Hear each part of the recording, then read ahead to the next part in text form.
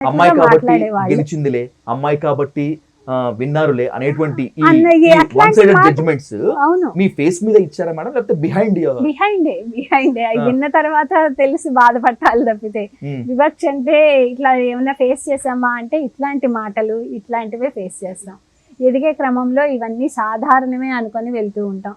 ఆడపిల్లలుగా బోల్డ్ అని ఎదుర్కొంటూ ఉంటాం మేము. ఆ, బస్సుల్లో ట్రావెల్ చేసేటప్పుడు దగ్గర నుంచి ఎక్కడైనా సెక్షువల్ హెరాస్మెంట్ అన్నది ఫేస్ చేస్తాం. ఒక సిటీ బస్సులో ట్రావెల్ చేస్తే ఎవరో ఒకళ్ళు మమ్మల్ని టచ్ చేయటం ఇట్లాంటివన్నీ యూజువల్గా కామన్గా సిటీ బస్సులో ట్రావెల్ అంటేనే భయపడే విషయాలుగా అది అవ్వటం అన్నది అంత సర్వసాధారణంగా ఉండేది.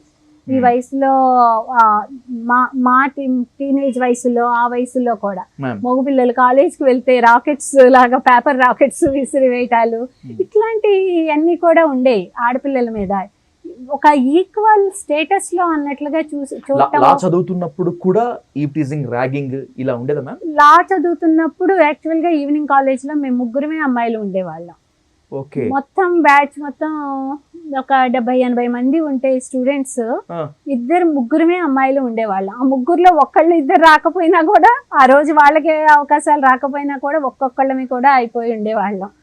మళ్ళీ నైట్ టైం రిటర్న్ అయ్యేటప్పుడు కాలేజ్ దగ్గర నుంచి రావటం కూడా చీకటిగా ఉండేది, దారులు ఇవన్నీ కూడా కష్టంగానే ఉండేవి. ఇవన్నిటిని దాటుకొని కాలేజీలకు వెళ్ళి చెప్పించుకొని పాస్ అవ్వటం అవన్నీ కూడా అంత ఈజీ కాదండి.